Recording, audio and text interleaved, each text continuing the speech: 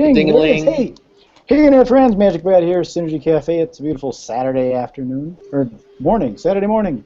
And we are going to be continuing our little talk on beginner meditation and the frequently asked questions.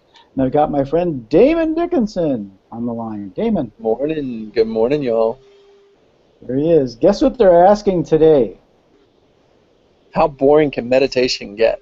Kinda. Why is meditation so boring? Because Why is you're meditation- boring, that's why. No. Well, Okay, maybe. why is meditation so boring? Because you're not doing it right. I don't know that Makes sense, meditation I is suppose. boring, although I think your first point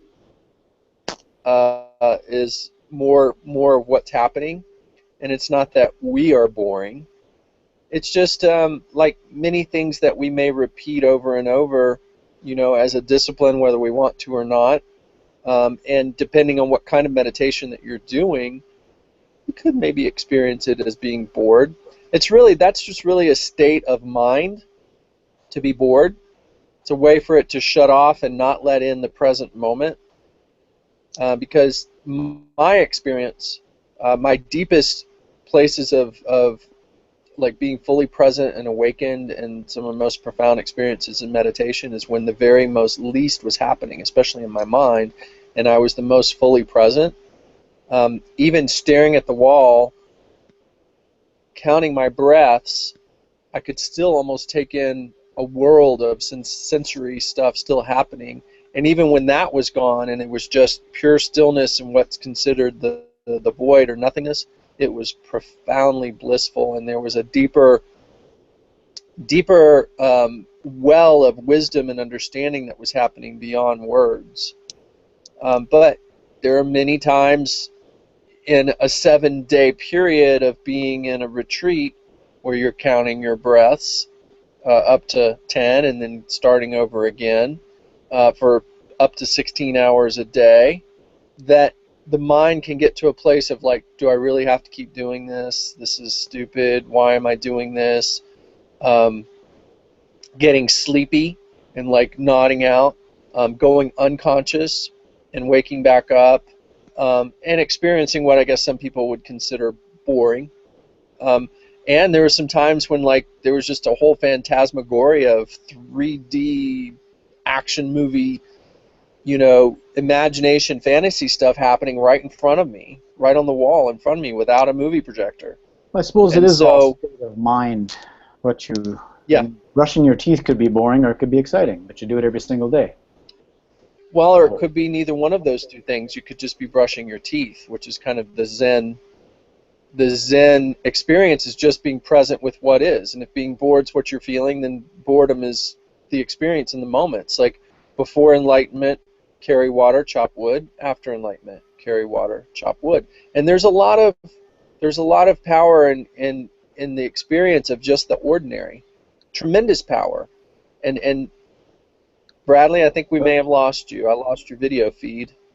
I just see your glorious picture. There you are. You're back. Now your volume's off. It looks like it's on mute. I tried to do it because the grandfather clock was bonging, so I tried to be savvy and I clicked the wrong buttons. But that made it exciting. So meditation is not boring, it's exciting. If you're really practicing being fully present with what is, instead of allowing your mind to play out its judgments and being just caught up in your identity with your mind and whatever its opinion of the situation and experience is, it's far from boring, in my experience. Well, that kind of summarizes even in the profoundly mundane and ordinary, we can find deep bliss and peace and a deeper joy and depth to our experience. Well, so far you've been doing a really good job answering all these questions, and they end up being more than just a yes or no answer or a simplified answer. It does go down the rabbit hole, if you will. So, why is meditation boring? First off, it's not. If it's boring, you're probably doing it wrong. And if it is boring, then you should embrace the boringness and be in a relaxed, peaceful, wonderful, happy state with that boringness.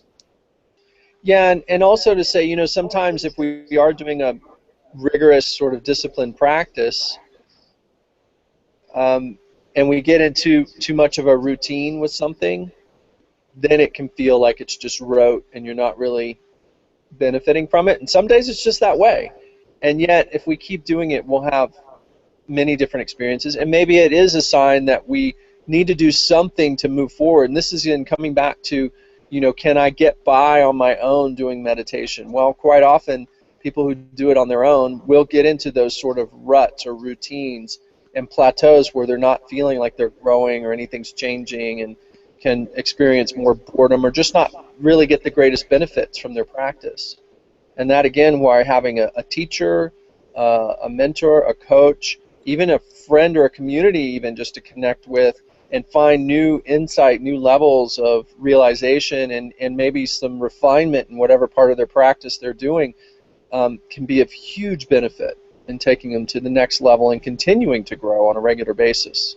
And also the type of meditation, maybe shifting the type of meditation to make it new. Like you talked about the walking meditation, and you mentioned you're going roller skating with your daughter today. Is there such thing as maybe rolling meditation where you can just zone out around the rink? And well, zoning out and meditating aren't necessarily the same things, and yet, the bigger picture is we can bring our meditation into all of our life, all of our activities, work, play, at a movie. It's not something that long-term we want to actually be separate from the rest of our lives. We practice it formally so that we don't have to think about it all the time, and then it becomes a part of our lifestyle, our life practice. So then every part of our life and our actions that we're taking, sweeping the floor, doing the dishes, roller skating, watching a movie, reading a book, driving down the road, that's a good one for me, becomes our meditation practice, or meditation becomes a part of all of our actions. Got it.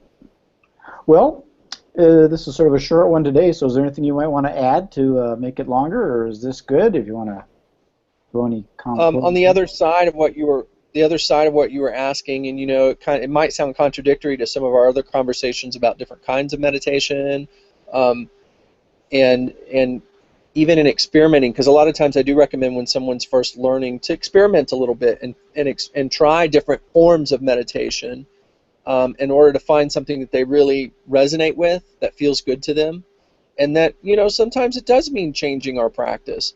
But I also want to say, once you find something that you do resonate with, I do recommend working on sticking with the practice for a while.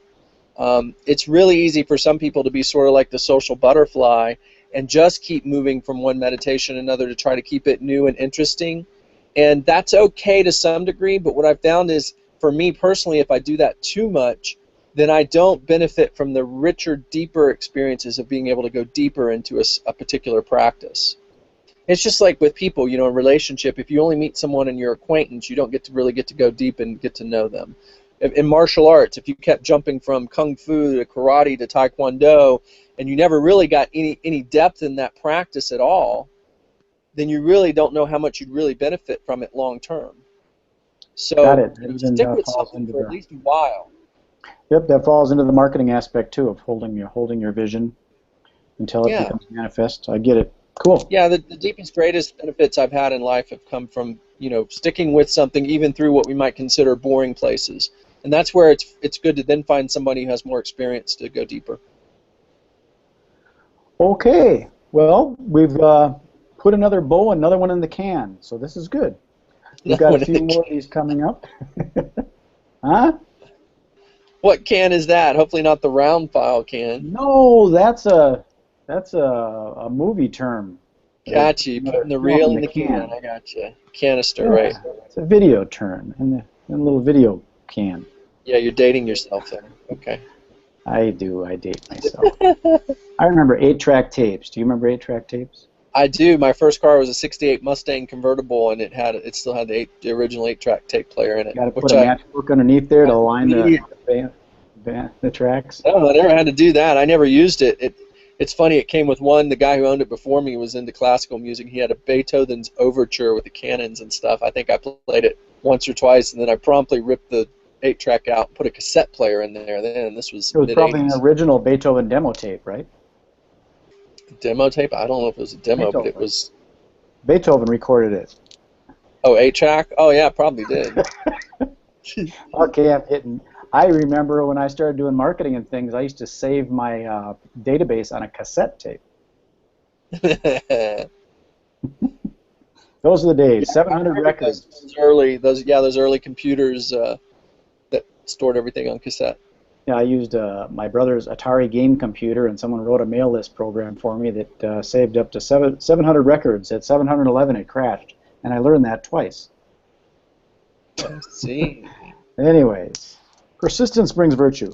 Well, Damon, I appreciate you taking the time again this morning, Always and a thank you, pleasure. anybody.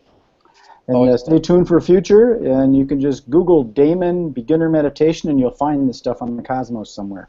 Peace, love, and happiness. Magic Brad signing off. Peace.